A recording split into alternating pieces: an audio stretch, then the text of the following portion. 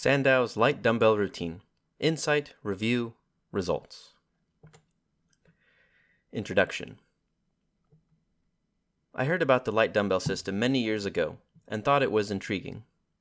Was there really a way you could build the muscles of Eugene Sandow with 5-pound dumbbells? My skeptical mind thought no, but I still wondered if there could be any benefit to the system. Surely there must be some legitimacy, since his book, Strength and How to Obtain It, there are handwritten testimonials of people who had increased their muscles with the exercises. Sandow even encouraged readers to send in measurements of before and after the system. My first attempt at the workout did not last long. I started with a weight too heavy for me and wasn't familiar with the exercises. This led me to omitting some and not having the mental concentration for others. The first failed attempt left me dissatisfied, but I still held hope for the potential of the system. Fast forward many more years, an older, more disciplined me was ready and able to tackle this system again. Now, to be more accountable, I decided to upload it to YouTube. This way I can share my experiences and results with others who may be interested in this program. At this time, there are hardly any in-depth reviews of this program. This is my attempt to fill that void. Some notes. Though I have attempted to remain as faithful to the program as possible, I have made some slight changes that I feel helped me engage and remain with the program. I created a template of cycles based on Sandow's own reasoning of adding reps every day. 2 days or 3 days. He uses the bicep curls as a marker for when the weight should be moved up and reps reset. 50 reps for day 1 and increasing to 120 reps, adding to 5 reps each day. This 120 rep mark is reached on day 15. Then the weight should be increased and the reps reset to 50. All other exercises increase at their own rate accordingly and are reset after the 15th day as well. I calculated all the reps for all the exercises and put them into a 15-day cycle. When I refer to a cycle, it's 15 days of working with a specific weight. Sandow himself says that there should be multiple cycles done with a weight of until a weight of 20 pounds is reached.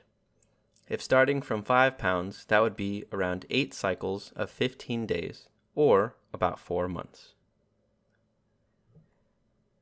Cycle 0. I added an extra cycle before the true start of this program. I call it Cycle 0 because its purpose is preparatory. I wanted to gain fluency and consistency with the exercises. This cycle had been planned from the start with a weight of about 2.4 pounds. It's a small weight, but it was enough to gain confidence in running the subsequent cycles. Review. The first 8 days were a learning curve. Many exercises had few reps, so I was able to breeze through them. The duration of the workouts were 13 to 16 minutes. While the weight wasn't challenging, I was really focusing on squeezing the muscles and flexing, as if I were posing for a bodybuilding competition. I made the lighter weight exercises harder by squeezing through the entire range of motion for each exercise. This was not immediately obvious to me, but it would prove to be a valuable asset later. The first 8 days I experienced hardly any soreness or DOMS. A few mornings I would wake up slightly stiff, but that hardly lasted for more than a few hours and I felt nothing after. Slowly, there was a better mind-muscle connection forming. By day 8, I was able to flex the targeted muscles as well as other muscle groups. For example, in the side curl, I could flex my biceps and shoulders, but I was also able to bring in my triceps, lats, rectus abdominis, obliques, quads, and glutes. The exercises slowly became full body. The better term would be that most of them became partial isometrics. The side curls had my arms moving, while my core and legs were static, but I was able to flex and keep them tense during much of the workouts. From day 8 onward, the effect of the increased reps began to accumulate. The bicep curls, reverse bicep curls, and side bends were the fastest growing exercises in terms of reps. The side bends began to tire out my back some days, while others there was no negative effects. The hardest exercise was the banded push-ups. I pushed myself to the limits because I had never done more than 20 push-ups in a row, ever. Add a band to that, and I had to push myself every workout. Yet I was still able to achieve my rep goal each day. I only lost control on day 14 and 15, but still completed my reps after a slight rest and reset. The last few days were the toughest. The difficulty started to drop off on the last few days except for the banded push-up. My ability to flex and contract the muscles led to a quicker pump. My muscles would start to burn quicker than ever the earlier workouts because of my new mind-muscle connection. I could feel my whole body starting to work as a complete unit for a short amount of time. I also learned how to really flex my glutes harder than before. The endurance gains were hardly felt at all, but objectively, comparing day 1 to day 15, my muscles were far better conditioned and able to handle the volume. Insight. I don't believe I gained much strength, but what I did gain was more efficiency with my muscles. Movement in daily life became more confident and easy.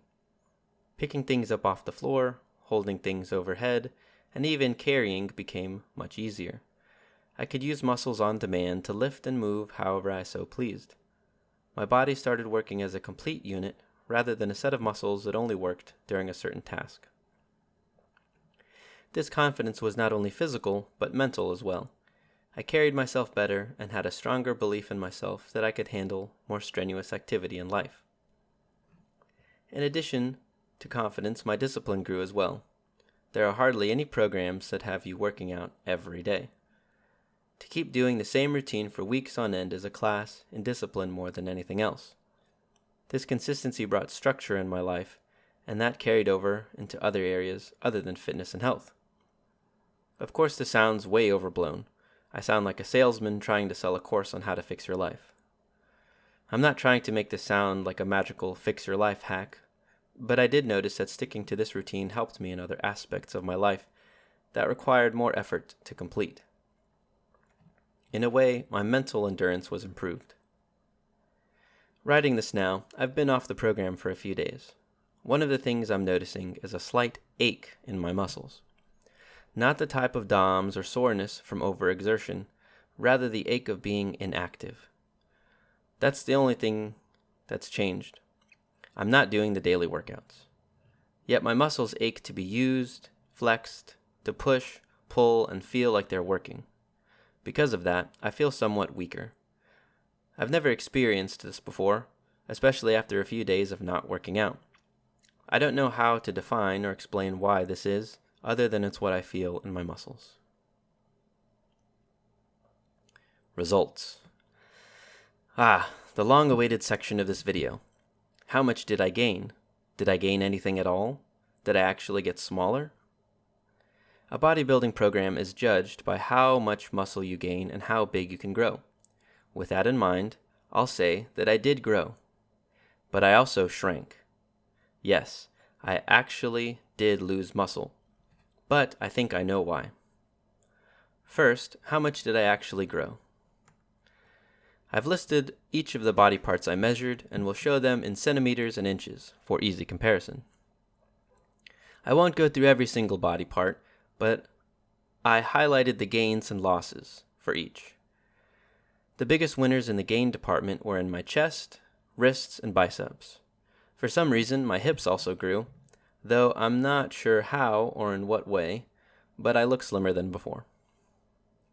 My chest grew 1.2 centimeters, or half an inch. My left and right wrist grew 0.7 centimeters, or 0.3 inches. My left bicep grew 0.9 centimeters, or 0.4 inches. My right bicep grew 1.1 centimeters, or 0.4 inches. I thought this was weird in the conversion that my bicep grew more in centimeters than inches. Now you'll notice some numbers in red. These numbers were in areas that I actually lost muscle size. All except for my waist are in my lower body.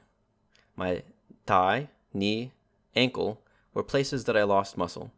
In some cases up to 2.7 centimeters or 1.1 inches. I think this is a significant loss and something to note. I am not actually surprised by this though. My previous routine was doing 20 rep squats 6 days a week at nearly body weight. I was doing a lot of lower body work before this light dumbbell system. Looking at the exercise selection, you'll notice that there's only one exercise for the lower body, and that's the dumbbell squat. And even at the hardest day, you're only doing a maximum of 10 reps. This is absolutely not enough to maintain any type of leg muscle, as seen by my decline in leg mass. One other thing to note is my weight, which did drop. I lost almost 6 pounds in the 15 days I did this cycle. That might account for the loss in leg mass as well as waist size. Still, I'm not sure how much more leg mass I will lose when upping the weight during subsequent cycles. If this were the only routine you were doing, I would say that this is not enough leg work. I had this suspicion on day 1 when I did almost 25 reps of squats. I think if the squats followed the same rep ranges as the bicep curls, leg mass would follow. However, I don't think this program is lower body focused. The upper body, particularly the arms and chest, are the main focus. It could be said that the manly muscles of the body are the main focus, and even with 2.4 pounds, this program delivered. Questions. Didn't Sandow also do more conventional strength training? Yes, he did. As a showman, he often did tricks and heavy lifting and flipping as entertainment. His track record as a strong man also demonstrates that he had staggering strength in heavy lifting, often one-handed or unconventional. I am sure this played a part in his incredible physique. Do you think Sandow's program could be replicated with a higher weight? It is intended to work up to a heavier weight. Sandow himself says that at 20 pounds, a man will be plenty strong and have a great, healthy, and good-looking body. I think some of the exercises would be so incredibly difficult and destructive at a weight more than 20 pounds. The wrist twists and wrist rotations would be nearly impossible with 30 or 40 pounds or more. Do you really expect to see muscle gain progress over just 2 weeks? I didn't really expect anything. That's why I did this experiment. I hoped that I would gain something. This is only the first milestone in what is a longer-term experiment. I've also been considering the issue of repetitive use injuries. Are you worried about that with your program? Other than slight stiffness in my back, I faced and felt no injuries of overuse. In fact, my wrists got healthier. They used to pop and crack all the time if I rotated them. Now they barely crack at all and feel much stronger, and I think the high reps with the low weight strengthened them. Conclusion. Overall, I enjoyed this first cycle of the Sandow Light Dumbbell System.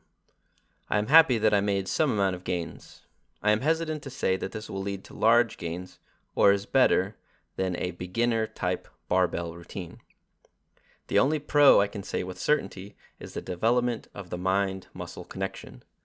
The more you put into focusing on the muscles, the more you'll get out of it. Mindlessly swinging the dumbbells is a waste of time.